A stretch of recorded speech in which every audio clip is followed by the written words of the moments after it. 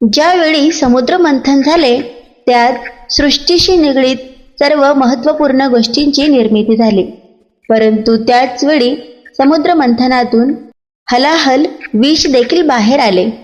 या विषात ब्रह्मांडाला नष्ट करण्याची ताकद होती आणि या विषाला नष्ट करण्याची क्षमता केवळ भगवान शिवामध्येच होती.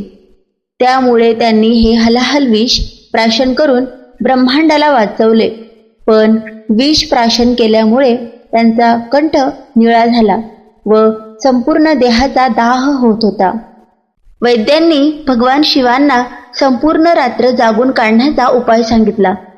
सर्व देवांनी भगवान शिवांना बरे वाटावे म्हणून रात्रभर गायन आणि नृत्याची व्यवस्था केली. सकाळी महादेवांनी सर्वांना आशीर्वाद दिला. या संपूर्ण घटनाक्रमामुळे सृष्टी वाचली म्हणून या दिवसाला महाशिवरात्री असे म्हटले जाते. अंगाच्या होत असलेल्या दाहामुळे भगवान शिवांनी या दिवशी तांडव नृत्य देखील केले होते. महाशिवरात्री या दिवशी भाविक संपूर्ण दिवस उपवास करतात. भगवान शिवाचे शिवलीलामृत, महारुद्र, भजन, गायन इत्यादींचे आयोजन केले जाते. भगवान शिवाचे दर्शन घेऊन त्यांचा कृपाप्रसाद मिळवण्याकरता आराधना केली जाते. शिवाच्या मंदिरामध्ये महाशिवरात्रीला मोठ्या संख्येने भाविकांची गर्दी दिसून येते. 12 ज्योतिर्लिंग ज्या ज्या ठिकाणी आहे तेथे तर लाखोंच्या संख्येने भाविक महाशिवरात्रीला दर्शन घेण्याकरता जमा होतात. भगवान शिवाचे ज्या ज्या ठिकाणी तीर्थक्षेत्र आहेत तेथे मोठमोठ्या यात्रा भरतात.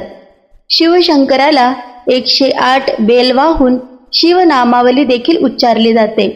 महाशिवरात्रीला काटेधोत्राचे फूल भगवान शंकराला वाहण्याची देखील पद्धत आहे. विदर्भात आजच्या दिवशी घोंगलाचे फूल शिवाला वाहण्याची परंपरा आहे. भगवान शिवाला भोळा शंकर देखील म्हटलेले आहे. उपासना केल्यावर त्वरित प्रसन्न होणारा आणि इच्छित फळ देणारा हा महादेव सर्वांचे कल्याण करणारा आहे. महाशिवरात्रीच्या दिवशी ब्रह्मांडात काही विशेष महत्त्वाच्या घटना एकाच दिवशी घडल्या आहेत. त्यामुळे या दिवसाला विशेष महत्त्व प्राप्त झाले. त्या महत्त्वाच्या घटनाच्या कथा आज आपण पाहणार आहोत. शिवाला सर्वात जास्त प्रिय असलेला हा दिवस म्हणजे महाशिवरात्री. तसे पाहायला गेलं तर संपूर्ण वर्षभरात 12 शिवरात्री असतात. पण फाल्गुन कृष्ण पक्ष चतुर्दशीच्या दिवशी येणारी शिवरात्री ही महाशिवरात्री म्हणून साजरी केली जाते. या दिवशी चंद्रदेव शापातून मुक्त झाले. मार्कंडेय ऋषींनी जगाला महामृत्युंजय मंत्र दिला. सोमनाथ तीर्थाची स्थापना. महादेव शापमुक्त झाले. चंद्राला महादेवाने अभयदान दिले. या सर्व घटना एकाच दिवशी घडल्या. तो दिवस म्हणजे महाशिवरात्री. काय आहे या सर्व घटनांमागची कथा ते आज आपण सविस्तर बघू. प्रजापती दक्षला ज्या कन्या होत्या त्यातील 2 कन्या रेवती आणि रोहिणी यांचा विवाह चंद्रासोबत झाला होता आणि एक कन्या सती जिचा पुढे जाऊन महादेवाशी विवाह झाला. चंद्रदेवाने प्रजापती दक्षच्या दोन्ही मुलींशी लग्न केले होते. पण चंद्र फक्त एकाच पत्नीवर प्रेम करत होता. रेवतीला पत्नीचा दर्जा देत नाही ही गोष्ट जेव्हा दक्षला माहीत झाली तेव्हा प्रजापती दक्षने चंद्राला या कृत्याची शिक्षा म्हणून क्षय होण्याचा शाप दिला. चंद्रदेवाला शाप देताच चंद्रदेव मूर्छित होऊन पडले. शापामुळे चंद्रदेवाचे शरीर हळूहळू नष्ट होऊ लागले होते. चंद्राचा जीव वाचवणे फक्त महादेवाच्या हातात होते. चंद्राला क्षय होण्याचा शाप दिला हे कळल्यावर शिव अतिशय क्रोधित झाले होते. महादेवाला शांत फक्त ब्रह्मा आणि विष्णू हेच करू शकत होते. त्यासाठी ब्रह्मदेवाने आणि विष्णुदेवाने महादेवाची पूजा करणे गरजेचे होते. पण दक्षाने महादेवांना पण शाप देऊन पूजेतून बहिष्कृत केले होते. महादेवाला शापमुक्त करण्यासाठी ब्रह्मदेवाने आणि विष्णुदेवाने सतीची शिवलिंग हातामध्ये घेऊन पूजन केले.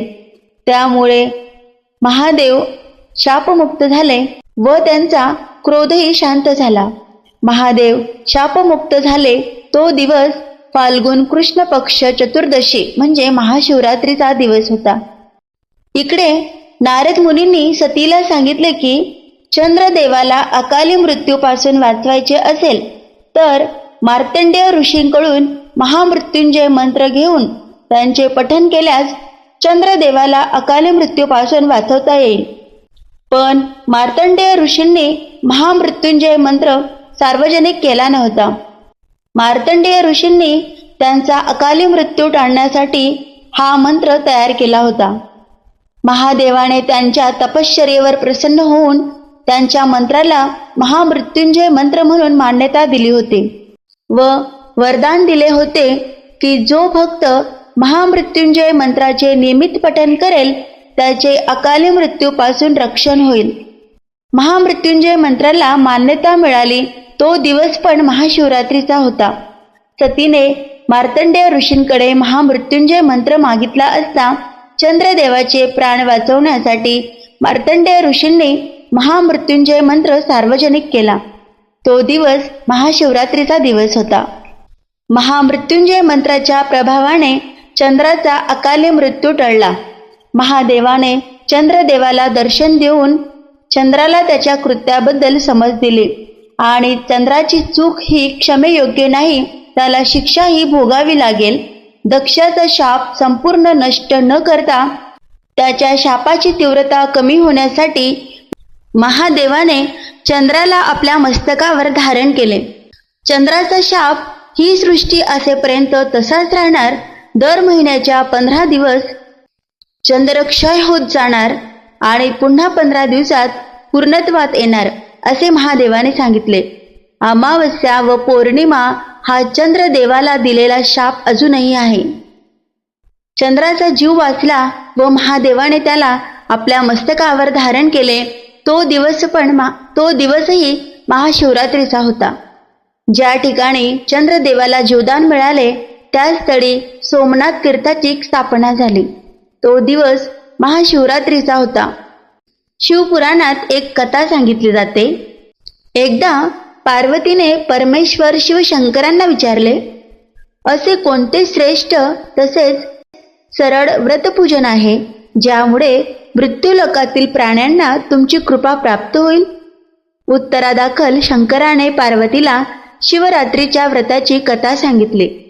एका गावात एक शिकारी राहत होता. मुक्या जनावरांची हत्या करून तो आपल्या कुटुंबाचे पालन पोषण करीत असे. तो सावकाराचा कर्जदार होता. त्याने त्याचे कर्ज वेळेवर चुकविले नव्हते. त्यामुळे संतापून सावकाराने शिकारीला शिवमठात कैदी बनवले. योगायोगाने त्याच दिवशी शिवरात्र होती. शिकारी ध्यानमग्न होऊन शिवासंबंधित धार्मिक गोष्टी ऐकत राहिला. चतुर्दशीला त्याने शिवरात्रीची कथाही ऐकली. सायंकाळी सावकाराने त्याला जवळ बोलावून कर्ज फेडण्याविषयी विचारले. शिकारी दुसऱ्या दिवशी सर्व कर्ज फेडेन असे वचन देऊन कैदेतून सुटला. आपल्या दिनचर्येप्रमाणे तो जंगलात शिकारीसाठी निघाला. पण दिवसभर कैदेत राहिल्यामुळे तो तहानभुकेने व्याकुळ झाला होता. शिकार करण्यासाठी तो तलावाकाठच्या बेलपत्राच्या झाडावर मचाण बांधू लागला. बेलवृक्षाच्या खाली बेलपत्रांनी झाकले गेलेले शिवलिंग होते. शिकाऱ्याला मात्र हे माहीत नव्हते. मचाण बनविताना त्याने ज्या फांद्या तोडल्या त्या योगायोगाने शिवलिंगावर पडल्या. या प्रकारे दिवसभर उपाशी असलेल्या शिकाऱ्याचे व्रतही झाले आणि त्याच्या करवी शिवलिंगावर बेलपत्रही वाहिले गेले. एका प्रहरानंतर एक गर्भिणी हरिणी तलावावर पाणी पिण्यासाठी पोहोचली. शिकाऱ्याने आपल्या धनुष्याने तिच्यावर नेम साधलाच होता तितक्यात ती हरिणी बोलली, मी गर्भिणी आहे. तू एकाच वेळी 2 जीवांची हत्या करशील. हे योग्य नाही. मी आपल्या पिलाला जन्म देऊन लवकरच तुझ्या समोर येईल, तेव्हा तू मला मार. शिकाऱ्याने धनुष्य बाजूला ठेवले आणि हरिणी झाडाआड लुप्त झाली. काही वेळाने दुसरी हरिणी तेथून निघाली. शिकाऱ्याच्या आनंदाला पारावार उरला नाही. त्याने तिच्यावर नेम साधला. हे बघून त्या हरिणीने त्याला सांगितले की, हे पारधी, मी एक कामातुर विरहिणी आहे. आपल्या प्रियेच्या शोधात भटकत आहे. मी माझ्या पतीला भेटून लवकरच तुझ्याजवळ येईल. शिकारीने तिलाही जाऊ दिले. 2दा शिकार हातातून गेल्यामुळे तो चिंतित झाला. तेवढ्यात एक हरिणी आपल्या पिलांसोबत तेथून निघाली. शिकाऱ्याला जणू सुवर्ण संधीच मिळाली. त्याने धनुष्याला बाण लावला आणि बाण सोडणार तेवढ्यात ती हरिणी बोलली, हे पारधी, मी माझ्या पिलाला त्याच्या वडिलांकडे सोडून लगेच येते. यावेळी तू मला मारू नकोस. शिकारी हसला आणि म्हणाला, समोर आलेली शिकार सोडून द्यायला मी काही मूर्ख नाही. याआधी मी 2दा शिकार गमावली आहे. माझी मुले तहान भुकेने व्याकुळ झाले असतील. उत्तरादाखल हरिणी म्हणाली, जशी तुला आपल्या मुलांची काळजी वाटते आहे तशीच मलाही वाटत आहे. त्यामुळे मी फक्त काही काळ तुझ्याकडून जीवदान मागत आहे. माझ्यावर विश्वास ठेव. मी लगेच परत येईल. हरिणीचा तो व्याकुळ स्वर ऐकून शिकाऱ्याला तिची दया आली. त्याने तिलाही जाऊ दिले. शिकार न मिळाल्यामुळे तो बेलाच्या झाडावर बसून बेलपत्र तोडत खाली फेकत होता. काही वेळाने एक दष्टपुष्ट मृग त्या रस्त्यावरून जात होता. आता या मृगाची नक्कीच शिकार करावी असा विचार केला, पण त्याच्यावर नेम धरला असता मृग दीनवाण्या स्वरात म्हणाला, हे पारधी, जर तू माझ्या आधी 3 हरिणींना मारले असेल तर मला मारण्यातही वेळ करू नकोस. म्हणजे त्यांच्या वियोगात मला एकही क्षणाचे दुःख सहन करावे लागणार नाही. मी त्यांचा पती आहे आणि जर तू त्यांना जीवनदान दिले असशील तर मला काही क्षणांसाठी जीवनदान देण्याची कृपा कर. मी त्यांना भेटून तुझ्यासमोर हजर होईल. मृगाचे बोलणे ऐकून शिकाऱ्याच्या डोळ्यासमोरून संपूर्ण रात्रीचे घटनाचक्र आले. त्याने सर्व कथा मृगाला ऐकवली. तेव्हा मृगाने सांगितले, माझ्या 3ही पत्नी येथून वचनबद्ध होऊन गेल्या आहेत. मात्र त्या माझ्या मृत्यूनंतर आपल्या धर्माचे पालन करू शकणार नाहीत. त्यामुळे तू मला आता जाऊ दे. मी त्यांच्या समवेत तुझ्यासमोर हजर होतो. उपवास, रात्रीचे जागरण तसेच शिवलिंगावर बेलपत्र चढविल्यामुळे शिकारीच्या हिंसक हृदयाचे निर्मल हृदयात परिवर्तन झाले होते. धनुष्य त्याच्या हातातून निसटले. शिवाने त्याच्या हृदयात बदल घडून आणला. त्याला आपल्या भूतकाळातील कर्मांचा पश्चाताप झाला. थोड्याच वेळात मृग सपरिवार शिकारासमोर आला. या प्राण्यांमधील प्रेम पाहून शिकाऱ्याच्या डोळ्यांतून अश्रू व्हायला लागले. शिकाऱ्याने त्यांना न मारता आपणही मुक्या प्राण्यांची हिंसा न करण्याचे ठरविले. देवलोकातून समस्त देव ही घटना बघत होते. घटनेची परिणती झाल्याबरोबर देवी देवतांनी फुलांचा वर्षाव केला.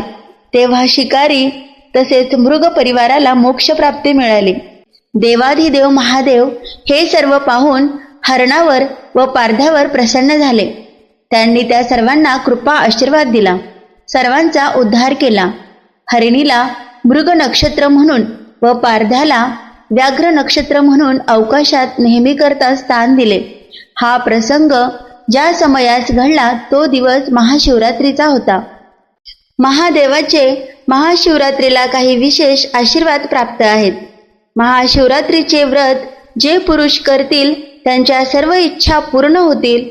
ज्या लग्न झालेल्या स्त्रिया हे व्रत करतील त्यांचे सौभाग्य अबाधित राहील. ज्या कन्यांचा विवाह झाला नाही त्यांना या व्रताने मनाजोगा पती मिळेल. असे अनेक आशीर्वाद महाशिवरात्रीला महादेवाने दिले आहेत. महाशिवरात्रीचे व्रत करणाऱ्या सर्व भक्तांच्या इच्छा महादेव पूर्ण करतात. महाशिवरात्रीच्या कथेचा हा व्हिडिओ तुम्हाला कसा वाटला ते नक्कीच मला कमेंट करून सांगा व व्हिडिओला लाईक करा, शेअर करा. धन्यवाद.